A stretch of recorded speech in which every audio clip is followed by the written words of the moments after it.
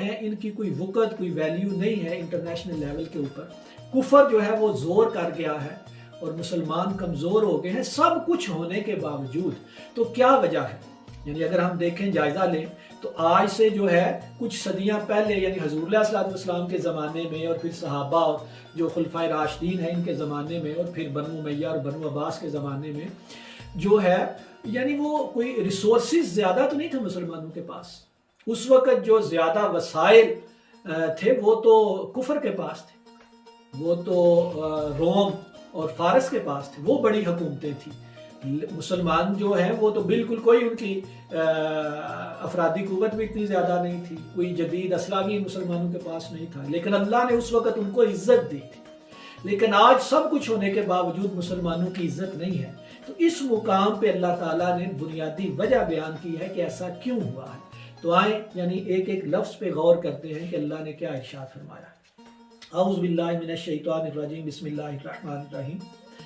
افتؤمنون ببعض الکتاب وتکفرون ببعض فما جزاء من يفعل ذلك منكم الا خزي في الحیاة الدنیا ویوم القیامة یردون الى اشد العذاب وما اللہ بغافل عما تعملون. اللہ ارشاد فرما رہے ہیں کہ افتؤمنون ببعض الکتاب وتکفرون ببعض, کہ کیا تم کتاب کے بعض حصوں پر عمل کرتے ہو, بعض حصوں پر ایمان رکھتے ہو اور بعض حصوں کا انکار کرتے ہو عملی طور پر. اچھا ایک اور بات ہمیں سمجھ لینی چاہیے کہ قرآن مجید کا جو بھی احکام ہیں یا جو آیات ہیں ان کا ایک طویل خاص ہوتی ہے اور ایک طویل عام ہوتی ہے.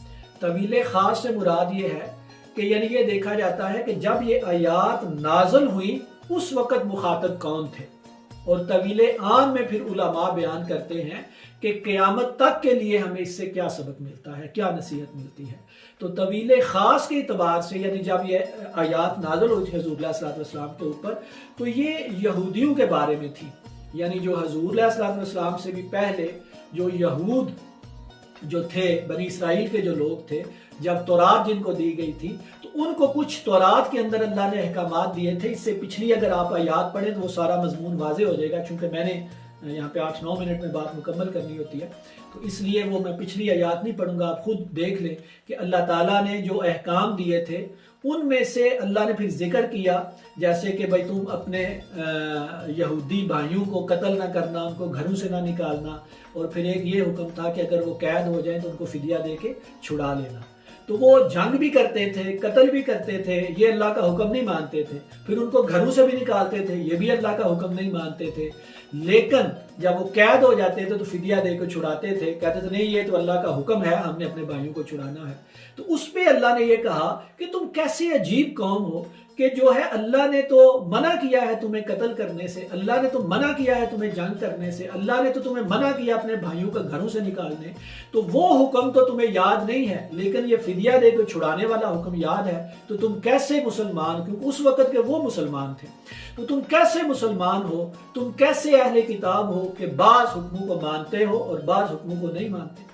لیکن آج کے دور میں یعنی ہم اہل جو قرآن ہے, ہم جو اس کی طویل عام کے اعتبار سے ہم اپنا جائزہ لیں گے کہ اسی طرح یہ ہم پہ جو ہے یہ آیات جو ہے وہ چشمہ ہو رہی ہیں کہ اب اللہ تعالیٰ طویل عام کے اعتبار سے ہم سے مخاطب ہیں کہ اے مسلمان, اے میرے پیارے نبی اور رسول اور پیغمبر کی امت جو ہے تم بھی اپنا جائزہ لو. کہیں ایسا تو نہیں ہے کہ تم بھی کتاب کے بعض حصوں پہ عمل کرتے اور بعض حصوں پر عمل نہیں کرتے, اور اگر تم نے ایسا کیا کہیں کہ تم نے قرآن کے بعض حکموں کو مانا اور بعض حکموں کو نظر انداز کیا تو پھر کیا ہوگا. آگے فیصلہ اللہ کا سن لیں.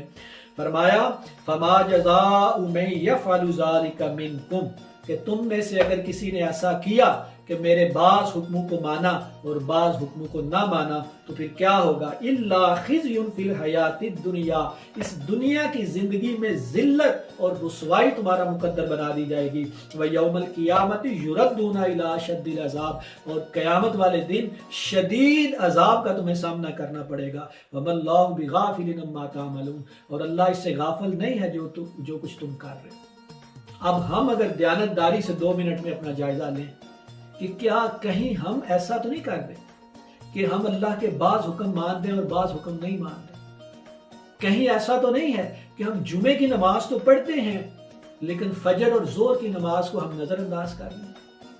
کہیں ایسا تو نہیں ہے کہ ہم استطاعت ہونے کے باوجود جو ہے وہ حج نہیں کر رہے.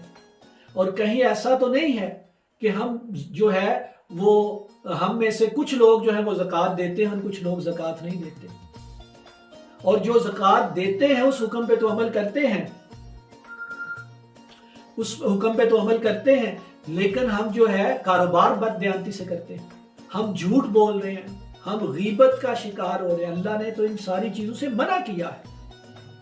تو یہ ہم نے جائزہ لینا ہے کہ کہیں پر ہم جزوی اطاعت تو نہیں اللہ کی کر رہے. اور یقیناً اگر ہم دیانتداری سے اپنے خاندان کا اور اپنے معاشرے کا اور اس وقت مسلم سوسائٹی کا جائزہ لیں تو ہم بعض حکموں کو کیا مان رہے ہیں، ہم تو اللہ کے بے شمار حکموں کو نہیں مان رہے بلکہ چند ایسے حکم ہو گئے جن کو ہم مان رہے ہیں. 5 وقت کی نماز کتنے مسلمان ہیں اس وقت جو پڑھتے ہیں؟ کتنے مسلمان ہیں اس وقت جو زکوٰۃ دیتے ہیں؟ کتنے مسلمان ہیں اس وقت جو استطاعت کے باوجود حج کرتے ہیں؟ کتنے مسلمان ہیں جو اس وقت جھوٹ نہیں بولتے؟ سب سے زیادہ جھوٹ اس وقت مسلمان بولتے ہیں. کاروبار میں بددیانتی اس وقت مسلمان کرتے ہیں. بغض اور حسد سے بھرے پڑے ہیں ہمارے دل اور سینے جو ہیں. تو یہ جزوی اطاعت ہم کر رہے ہیں. کاروبار جو لوگ کر رہے ہیں، کتنے لوگ ہیں جو دیانتداری کے ساتھ ٹیکس ادا کرتے ہیں اسلامی کنٹریز کے اندر یا جہاں بھی ہم رہ رہے ہیں. تو یہ جزوی اطاعت اللہ کو پسند نہیں ہے.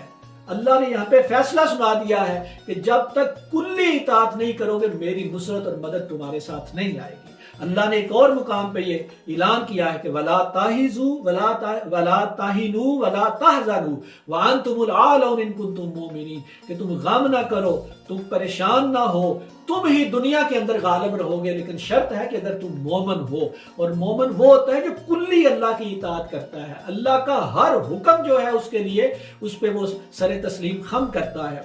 اپنی زندگی کے سارے معاملات وہ اللہ کے حکم کے مطابق کرتا ہے. اور اسی طرح اللہ نے فرمایا ہے کہ یا ایھا الذین آمنوا آمنوا، اے ایمان والو پورے جو ہے ایمان لے آؤ، حقیقت کے اندر بھی ایمان لے آؤ. اور اسی طرح اللہ نے فرمایا یا ایھا الذین آمنوا ادخلوا فی السلم کافہ، اے ایمان والو اسلام میں پورے کو پورے داخل ہو جاؤ. تو یہاں پہ اس مقام پہ ہمیں یہی سمجھ آ رہی ہے، اللہ ہمیں بتا رہے ہیں کہ جب تک تم جزوی اطاعت کرو گے ذلت اور رسوائی اور پسپائی تمہارا مقدر بن جائے گی. اور جو ہے چونکہ ہم اس وقت جزوی اطاعت کر رہے ہیں، اور اگر ہم اس ذلت کی زندگی سے نکلنا چاہتے ہیں، اگر ہم دنیا میں کوئی مقام اور عزت کے ساتھ جینا چاہتے ہیں، تو یہاں پہ اللہ پاک ہمیں یہی بتا رہے ہیں کہ تمہیں میری کلی اطاعت کرنی پڑے گی، میرے سارے حکم ماننے پڑیں گے. تو اس پہ ہمیں جائزہ ضرور لینا چاہیے کہ کیا ہم اللہ کے سارے حکم مان رہے ہیں. اگر نہیں تو ہمیں توبہ کرنی چاہیے اور اپنی زندگی کے سارے معاملات انفرادی طور پہ بھی ہمیں اللہ کے حکموں کے مطابق زندگی گزارنی چاہیے، اور اجتماعی طور پہ بھی اس نظام کو قائم کرنے کے لیے ہمیں جدوجہد کرنی چاہیے. دعا ہے کہ اللہ پاک ہمیں عمل کی توفیق عطا فرمائے. جزاکم اللہ خیر. السلام علیکم ورحمۃ اللہ وبرکاتہ.